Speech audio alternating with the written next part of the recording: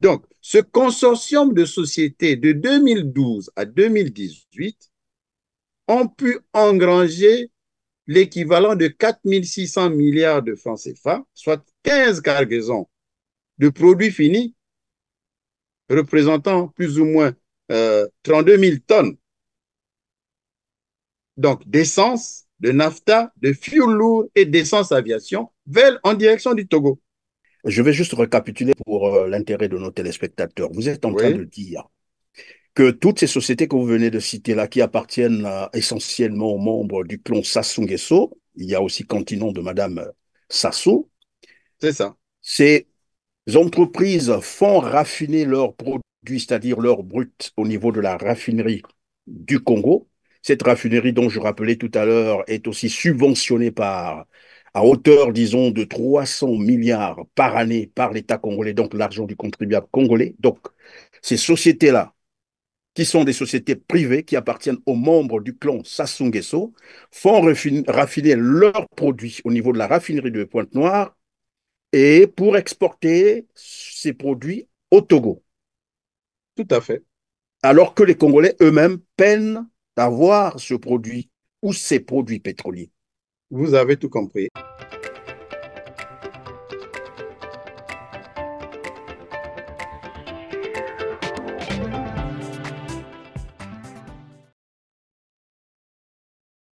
Mesdames, Messieurs, bonjour, ravi de vous retrouver sur Telar TV R7 et bienvenue dans ce tout autre numéro de Droit de savoir où j'ai le plaisir de recevoir de nouveau Alphonse Maboussou. Bonjour Alphonse. Bonjour Christian et bonne année. Merci. Vous êtes consultant en expertise pétrolière et minière, membre du Congrès pour la Renaissance du Congo, le CRC. C'est toujours un plaisir de vous avoir sur le plateau de Telar TV R7 et meilleurs vœux de nouvel an 2024 à vous également. À vous également, ainsi qu'à votre famille, à vos téléspectateurs, à vos abonnés. Mesdames, Messieurs, si vous nous rejoignez pour la première fois, je suis Christian Perrin. Je vais donc vous inviter à cliquer sur le petit pouce en l'air juste en bas de cette vidéo et à partager massivement cette émission pour nous aider à atteindre un plus grand nombre de téléspectateurs. Alphonse Mabousso, vous le savez qu'à la demande du Fonds monétaire international, le FMI, la République du Congo, pourtant producteur du pétrole, a été enjoint d'augmenter le prix du carburant à la pompe à 65% de son prix initial. C'est énorme, avec pour l'impact négatif que cela a sur le social des Congolais. Ainsi, une première augmentation de 5% a eu lieu en janvier 2023, suivie de la deuxième, cette fois-là à 25%. C'était en juillet de la même année. La finalité, comme je l'ai dit d'entrée de jeu, c'est d'atteindre une augmentation de 65% du prix du carburant à la pompe. Ma toute première question, c'est de savoir, est-ce que vraiment le gouvernement congolais était-il obligé de repartir vers le Fonds monétaire international pour quémander l'aide financière avec tout l'argent qu'engrange le Congo, Brazzaville, avec son pétrole, son bois, les minerais et toutes les autres richesses? Où va finalement l'argent du Congo-Brazzaville? Mais avant de répondre à cette question, je vais vous inviter à suivre ceci. Au début des années 80, nous avions lancé un plan ambitieux, le plan quinquennal 82-86. On l'avait commencé par des infrastructures de base, comme maintenant d'ailleurs. Et cela n'a pas fondamentalement changé. Mais cela n'a pas duré, puisque les prix du pétrole se sont effondrés, sont passés de 33 dollars à 9, puis à 7. Et le dollar lui-même est passé de 10 francs français à 5. Les deux effets cumulés ont amené la catastrophe et donc la cessation de paiement est suivie naturellement par les mesures d'ajustement structurel telles qu'elles étaient dictées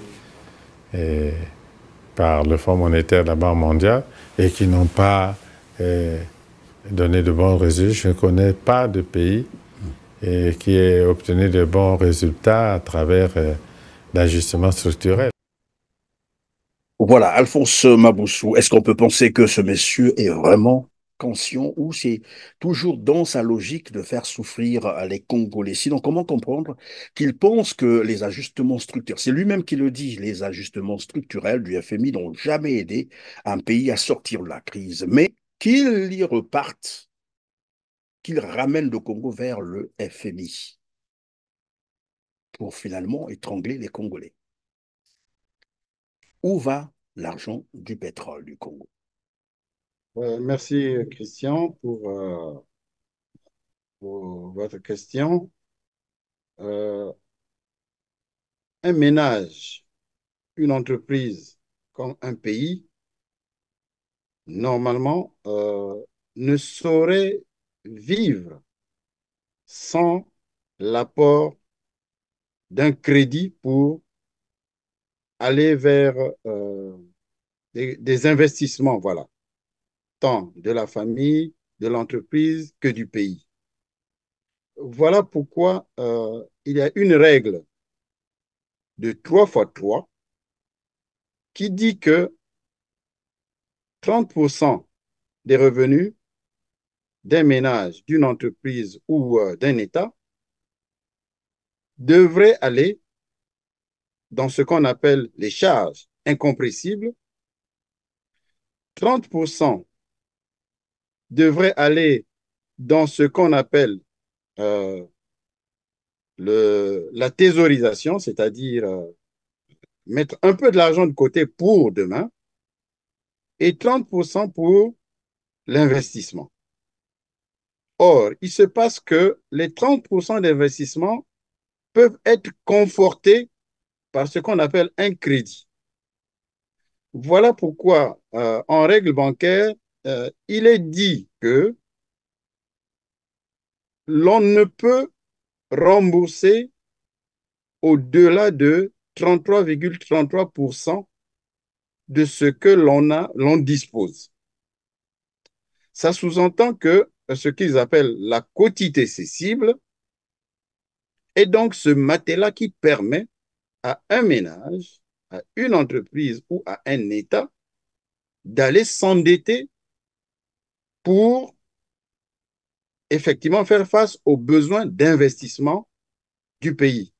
Nous avons suivi qu'il a parlé des infrastructures de base et tout le reste, mais nous réalisons aujourd'hui, 40 ans après, que les problèmes d'eau, d'électricité, d'infrastructures, ajouter à cela les inondations qui s'ajoutent et les éléphants blancs qui se sont accumulés au Congo parce que tous les investissements qui ont eu lieu au Congo n'ont servi à rien, sinon qu'à enrichir ceux qui sont aux affaires, fait que le Congo est en banqueroute, simplement parce que le Congo n'a pas respecté les fondamentaux, c'est-à-dire la loi des 3 fois 30. Il a largement dépassé sa quotité cessible pour faire face à ses besoins. Le prix du baril ayant subi une augmentation exponentielle, le Congo n'a pas pu profiter pour se lancer, pour effectivement développer le pays. Au contraire, il a permis d'enrichir des gens qui n'avaient pas l'éthique de gérer un État. Et c'est face à cela que nous nous trouvons aujourd'hui. Alors, je reviens donc à ma première question que je vous posais avant cet extrait de vidéo. Où va, selon vous, bien entendu, l'argent du pétrole, du bois et des minerais congolais? Et même du port, parce que finalement, le port d'eau profonde, le port de Pointe-Noire est une source, mais vraiment d'argent.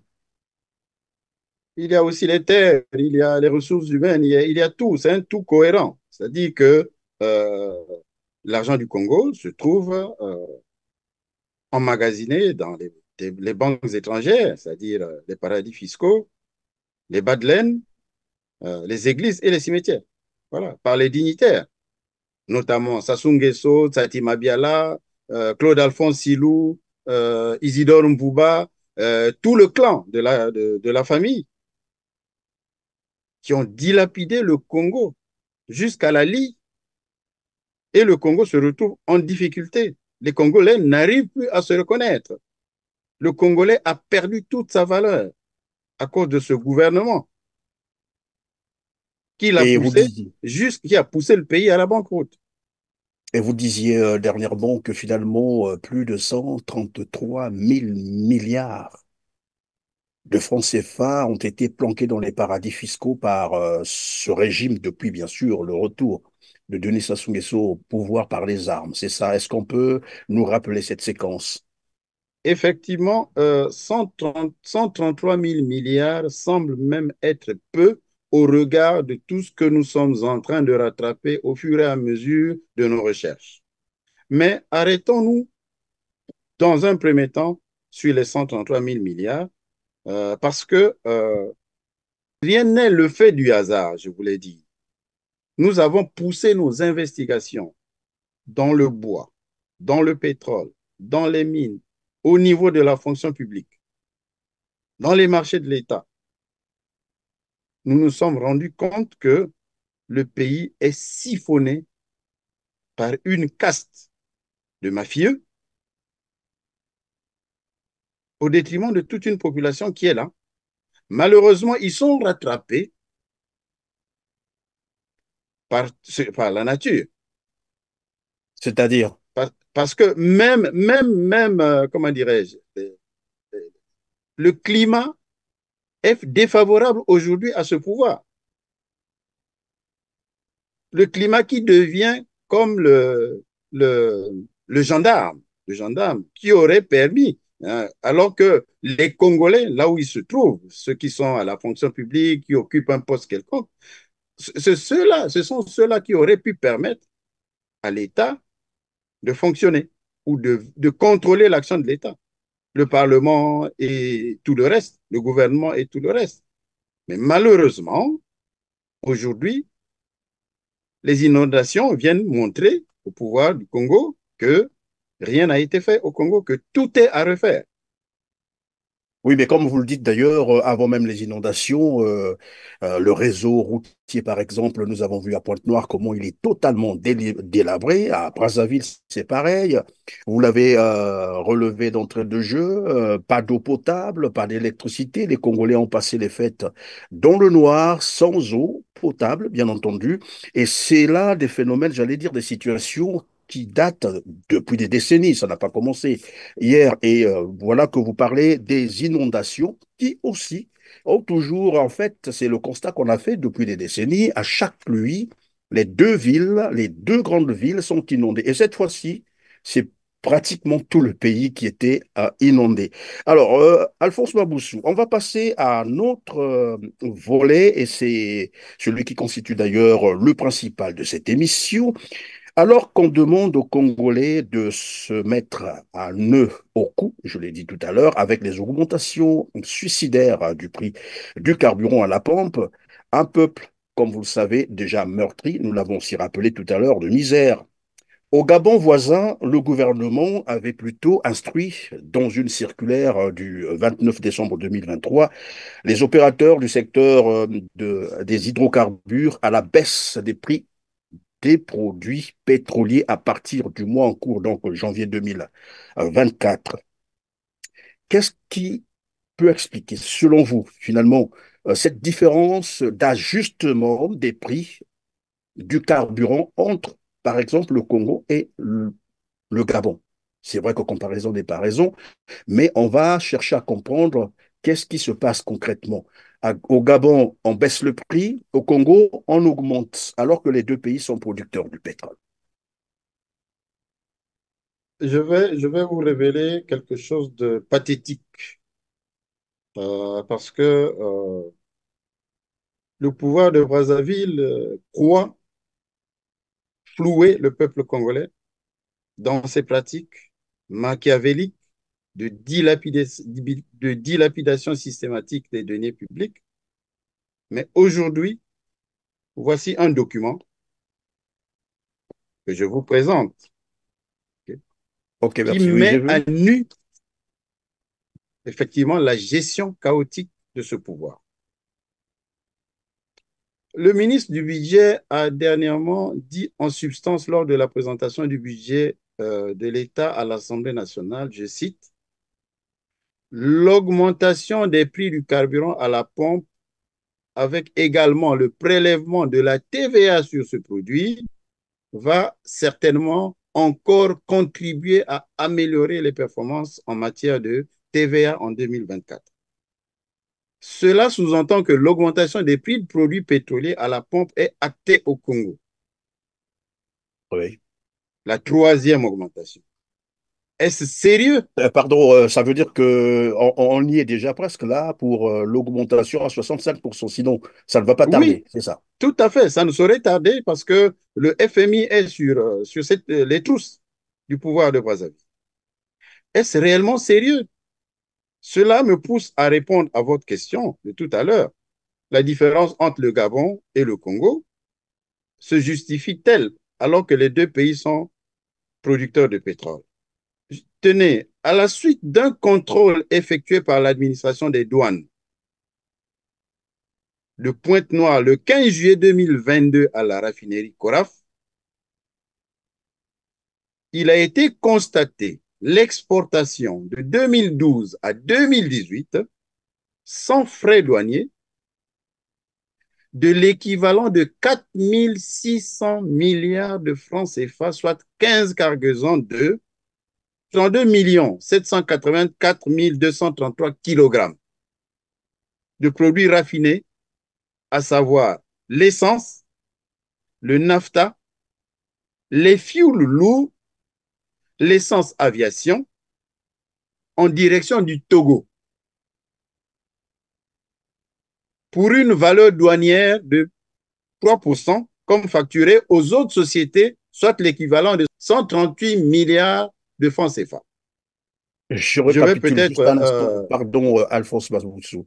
oui, Des produits pétroliers raffinés au Congo avec les subventions de l'État congolais, c'est-à-dire l'argent du contribuable congolais, généralement, parce qu'on nous parle de 300 milliards de francs CFA chaque année que l'État congolais octroie, c'est-à-dire finance ou subventionne la CORAF pour raffiner ces produits. Et ces produits sont finalement exportés vers le Togo.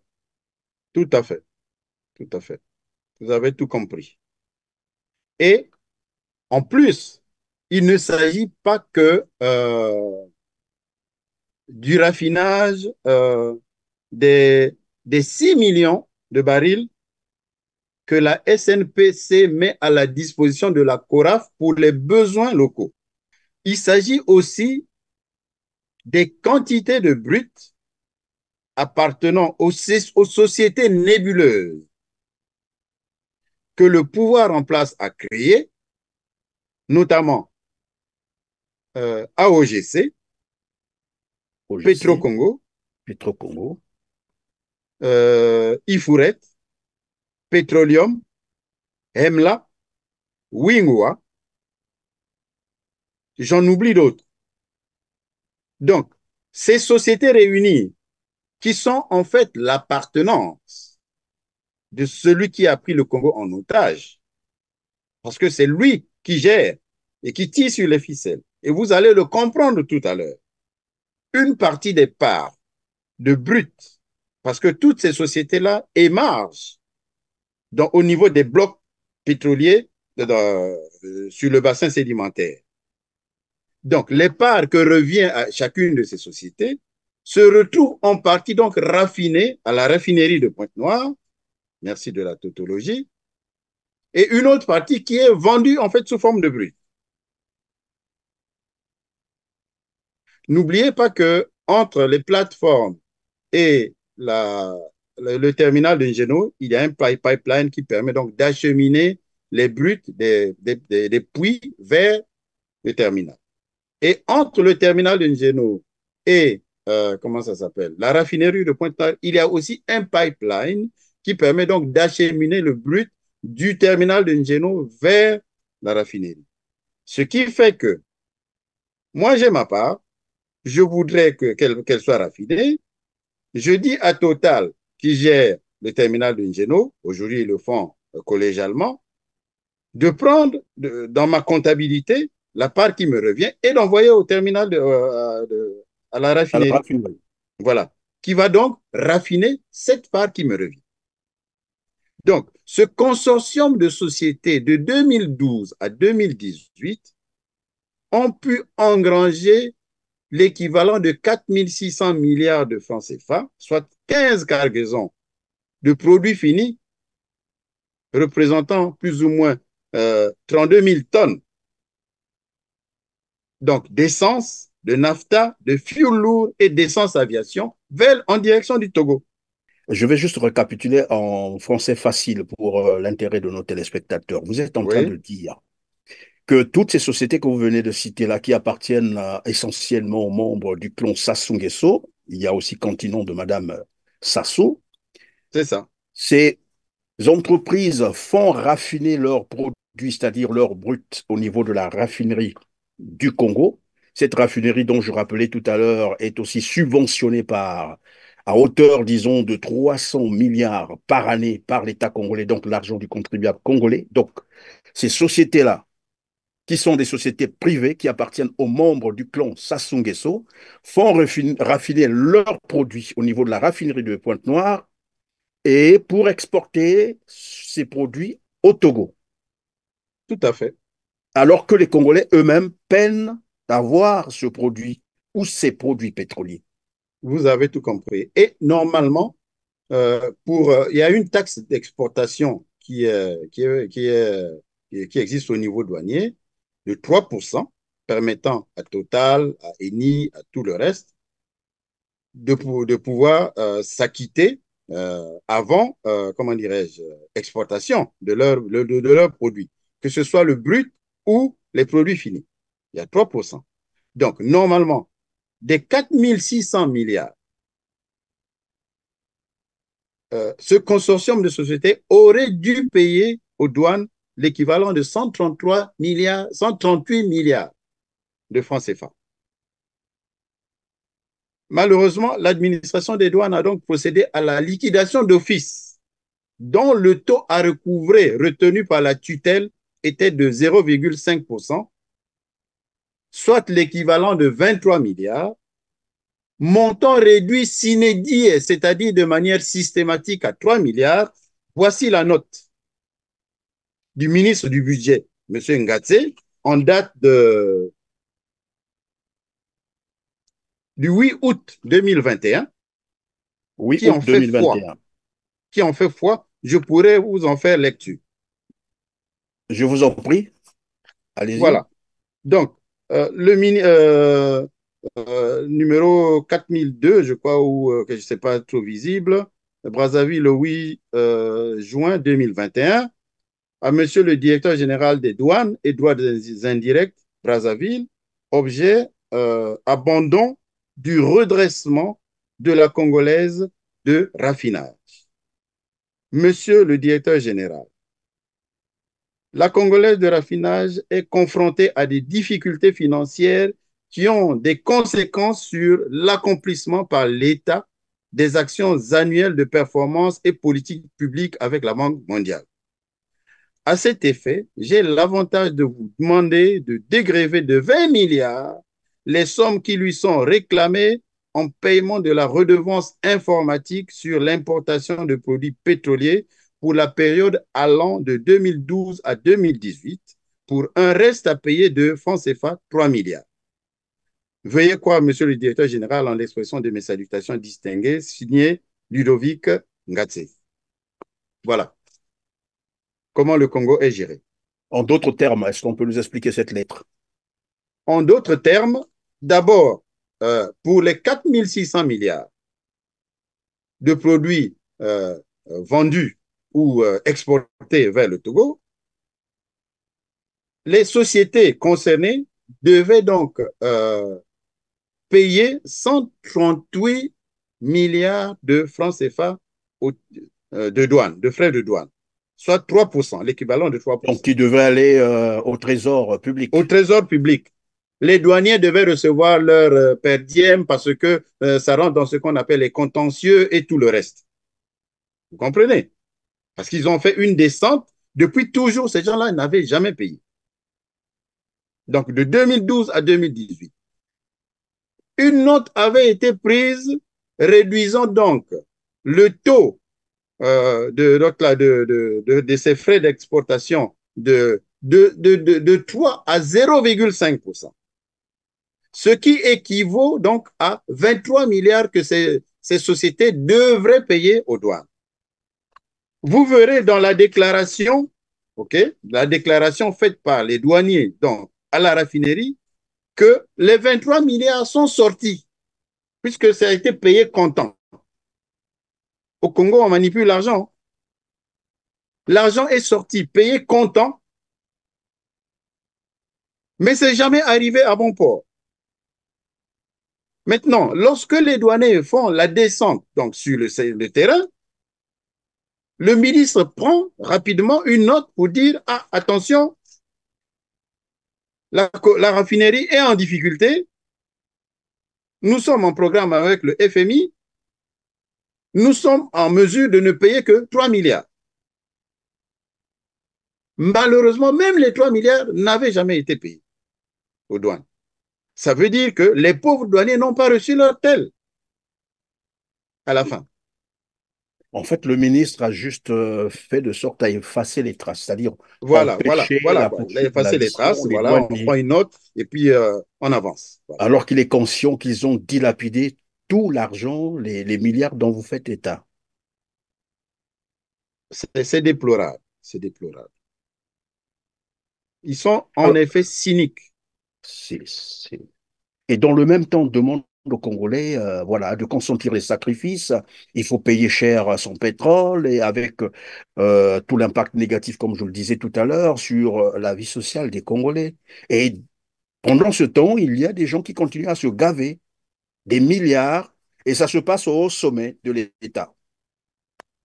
Vous savez, le Congo est une nébuleuse. Le Congo pris dans sa globalité sous la gestion de celui qui le gouverne aujourd'hui. C'est une nébuleuse très opaque qui se gère avec la famille et les amis étrangers pour dissimuler la magouille qui s'y perpétue. Et Tenez, faire souffrir les Congolais. et oui, et faire souffrir les Congolais. Le directeur de l'usine de la raffinerie euh, s'appelle Patrice Kofi Yao. Le directeur de la recherche et de l'innovation, Ça résonne un peu la Côte d'Ivoire, c'est ça? je n'en sais rien. Le directeur de la recherche et de l'innovation s'appelle Emmanuel Njoukwe. Le responsable de l'informatique s'appelle Valérie avec Y, Kamdem. Dites-moi, serait-ce des Congolais? J'aimerais comprendre. Alors, c'est une stratégie pour essayer un peu de dissimuler toute la magouille, faire de sorte que les Congolais ne se rendent pas compte de ce réseau mafieux. Voilà pourquoi ils ont placé des étrangers à la tête de ces structures.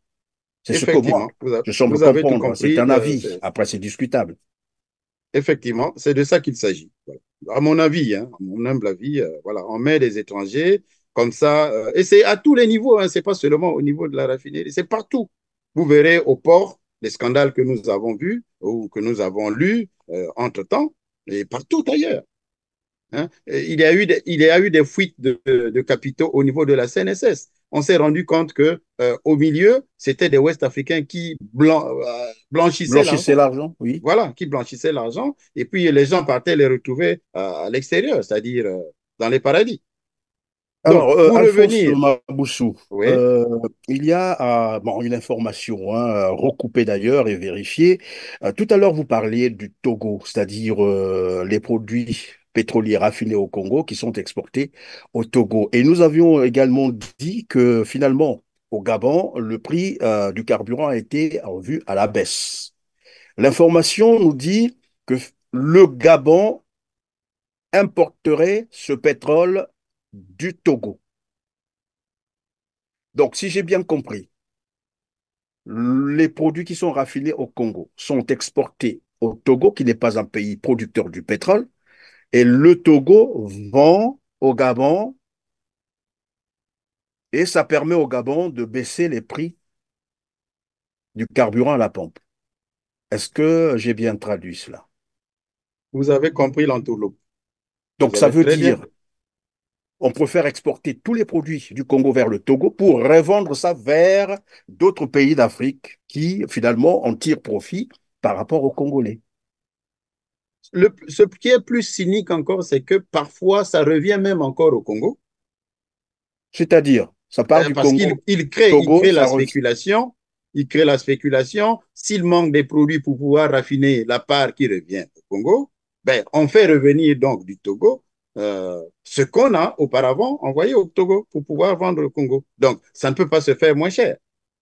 On est obligé d'y intégrer les frais de transport, les frais de douane et tout le reste de la sortie de la marchandise du Togo vers le Congo. Alphonse Baboussou, donc dehors du Togo, y a-t-il un autre pays où, voilà, il faut le dire comme ça, entre guillemets, les mafieux congolais, sinon du pétrole congolais, exportent les produits pétroliers du Congo?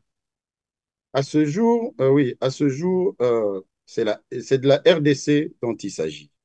Voilà, parce que avec Orion Oil, euh, il avait été mis en évidence l'exportation de 21 millions de tonnes de produits finis vers ce pays, donc vers la RDC. 21 millions de tonnes, 21 millions de tonnes. 21 millions de tonnes, oui, soit un équivalent de 21 millions de tonnes, oui, de produits finis du Congo vers la RDC. Voilà. L'équivalent du raffinage effectivement, comment on appelle, de 12, entre 11 et 13 millions de barils de part qui revient. finalement, le pétrole du Congo ne profite qu'aux autres, pas aux Congolais eux-mêmes. C'est curieux. C'est vraiment Regardez l'état de curieux. la nation. Regardez l'état de la nation. Le meilleur comptable ou le meilleur fiscaliste aujourd'hui, c'est la nature qui est en train de montrer au pouvoir de Brazzaville que le pays n'est pas géré. Parce que le pays est en lambeaux. Le Congo, c'est un chantier. Il faut tout raser et reconstruire. Il est même question de déplacer des villes entières, des villages comme les Mosaka et tout le reste où il y a vraiment des inondations. Mais la nature reprend sa force. Or, euh, la ville d'Hambourg, une partie de la ville d'Hambourg se trouve dans l'eau. La Hollande se trouve dans l'eau. Donc, des solutions peuvent être trouvées pour répondre aux besoins des villes comme Mosaka et autres. Oui, parce que le Congo a l'argent qu'il faut, Oui, parce que le naturellement. Congo a l'argent, mais sauf que l'argent est mal utilisé. On nous dit le pouvoir profite aux Non, nordistes. l'argent est Quels volé. sont La ces vérité, c'est nordistes qui ça. profitent de ce pouvoir de Brazzaville? L'argent est volé, pas mal L'argent est utilisé. volé. Et ce n'est pas Oui, volé par les nordistes, c'est volé par Sassou Nguesso, son clan, ses amis. c'est bien Et les dommage. nordistes, et les sudistes, et les centristes, et tout ce monde-là subit la souffrance de ce pouvoir moribond. Vous avez vu, M. Faure Gnassigvé a fait le déplacement d'Oyo dernièrement. Ça remonte à un mois, quelque chose comme ça. C'est-à-dire que cette bourgade qu'est Oyo, c'est la plaque tournante de la haute mafia. On ne sait pas qui vient, qui entre dans le territoire, qui sort du territoire, mais les affaires se traitent là-bas. Et aujourd'hui, on met au grand jour cet entourloupe, hein, ce grand scandale, hein, Alors là, sur finalement, les produits pétroliers. oui, là, on Alors que commence à comprendre. Le Congo n'a pas à justifier l'augmentation du prix du baril comme tel, le prix du pétrole à la pompe, des produits finis à la pompe. Il y a pas de raison que cela Pas de raison, soit plausible. évidemment. On commence à comprendre pourquoi est-ce que Sassou Nguesso s'est retiré vers Oyo. Il a privatisé même la présidence, puisqu'il est allé installer la présidence là-bas, le palais présidentiel, sans l'aval d'ailleurs j'allais dire, de l'Assemblée nationale du Congo. Il a tout emmené là-bas, même la Banque centrale et avec son aéroport. Alors tout se fait là-bas. C'est devenu, comme vous l'avez dit, une plaque tournante de la haute mafia. Et c'est les Congolais qui en payent les frais. Et tout à fait, avec la complicité effectivement du Parlement, parce que le Congo n'est pas pauvre. Entre-temps, le budget de l'Assemblée nationale a été revu à la hausse.